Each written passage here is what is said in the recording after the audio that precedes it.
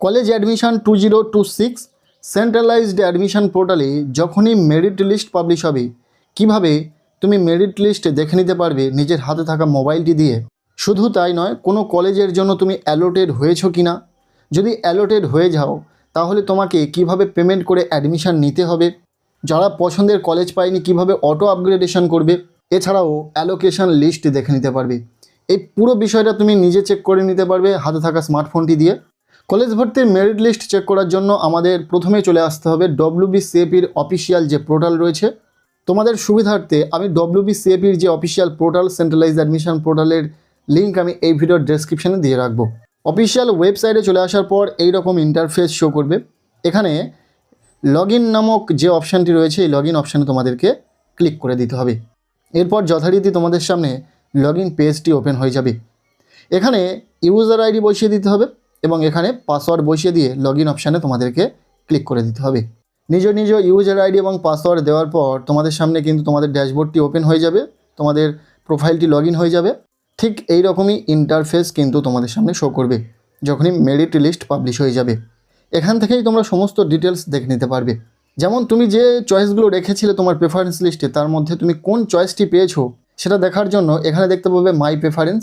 এখানে তোমার চয়েসগুলো রয়েছে। এই প্রেফারেন্স লিস্টে যে কলেজে তুমি ভর্তির সুযোগ পেয়েছো ঠিক তার নিচে অ্যালোটেড লেখাটি শো করবে।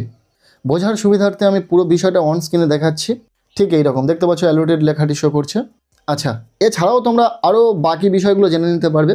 ঠিক এই জায়গাতে দেখতে পাবে লেখা রয়েছে congratulation, you have been provisionally selected. অর্থাৎ তুমি কোনো কলেজের ভর্তির সুযোগ পেয়ে গেছো।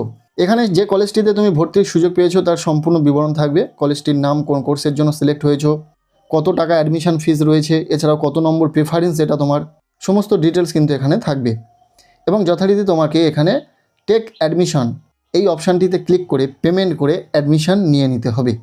পেমেন্ট প্রসিডিওরটা আমি এই মুহূর্তে দেখাচ্ছি না, তার একটাই কারণ, যেহেতু বিগত বছরের নিয়ম আমি তোমাদের সাথে শেয়ার করছি, এবছরে যদি কোনো কিছু পরিবর্তন হয় সেক্ষেত্রে তোমাদের সমস্যা হতে পারে। তাই যখনই কলেজ ভর্তি মেরিট লিস্ট পাবলিশ হয়ে যাবে তখনই আমরা শেয়ার করে দেবো যে কীভাবে তোমরা পেমেন্ট করে অ্যাডমিশন নিয়ে নিতে পারবে।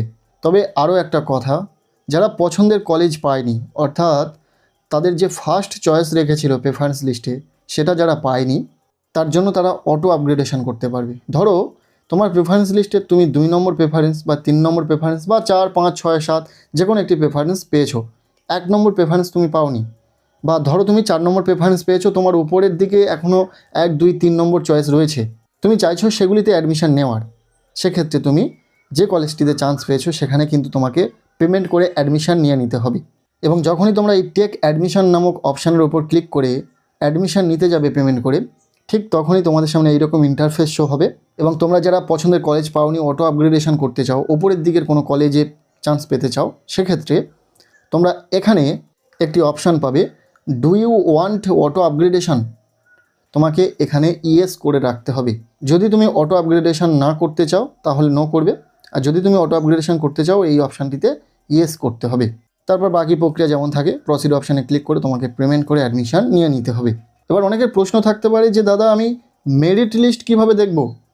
অ্যাকচুয়ালি কলেজ ভর্তির ক্ষেত্রে সেন্ট্রালাইজ অ্যাডমিশন পোর্টাল থেকে মেরিট লিস্ট সচরাচর কেউ দেখতে আসে না, কোনো কলেজে অ্যালোটেড হয়েছে কিনা সেটা দেখতে আসে। তবে তুমি চাইলে মেরিট লিস্ট দেখে নিতে পারবে বা অ্যালোকেশন লিস্টও দেখে নিতে পারবে।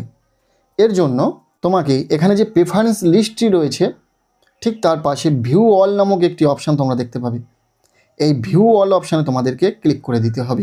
সাথে সাথেই তোমাদের সামনে মেরিট লিস্ট এবং অ্যালোকেশন লিস্টের অপশান খুলে আসবে। এখানে তোমরা যে চয়েসগুলো রেখেছিলে, তোমাদের প্রেফারেন্স লিস্টে যে কলেজগুলো তুমি রেখেছিলে প্রত্যেকটি কিন্তু শো করবে। এবং যে চয়েসে তুমি চান্স পেয়ে গেছো, অ্যালোটেড হয়ে গেছো, সেটি কিন্তু ভিন্ন কালারে হাইলাইট হবে। যেমনভাবে এখানে রয়েছে 1 নম্বর কলেজটিতে স্টুডেন্ট চান্স পেয়ে গেছিলো, হাইলাইট হচ্ছে এবং এখানে অ্যালোটেড লেখাটি কিন্তু শো করবে। এখানে তোমরা যে কলেজটিতে চান্স পেয়েছো বা বাকি সমস্ত কলেজের ক্ষেত্রে যেগুলো তোমার প্রেফারেন্স লিস্টে তুমি রেখেছো, প্রত্যেকটি চয়েসের মেরিট লিস্ট দেখার অপশান তোমরা কিন্তু এখানে দেখতে পাচ্ছ মেরিট লিস্ট লেখাটি।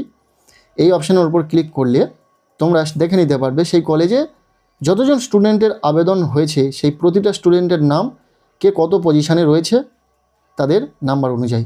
তোমার র্যাঙ্কটাও তুমি খুব সহজে দেখে নিতে পারবে, সে তোমার প্রত্যেকটি চয়েসের ক্ষেত্রে তোমার র্যাঙ্ক কত হয়েছে দেখে নিতে পারবে। আর পাশাপাশি রয়েছে অ্যালোকেশন লিস্ট। এটা হলো মূলত যারা অ্যাডমিশনের সুযোগ পেয়েছে সেই কলেজে, অর্থাৎ যতজন স্টুডেন্ট ভর্তির জন্য আবেদন করে সবাই কি চান্স পায়? না, সবাই চান্স পায় না। যত সংখ্যক সিট থাকে ততজনকেই সুযোগ দেওয়া হয়। তাই যারা যারা সেই কলেজে বা সেই কোর্সে ভর্তির জন্য অ্যালোটেড হয়েছে প্রত্যেকের নাম কিন্তু থাকবে এই অ্যালোকেশন লিস্টে, অ্যালোটেড হওয়া প্রত্যেকের নাম।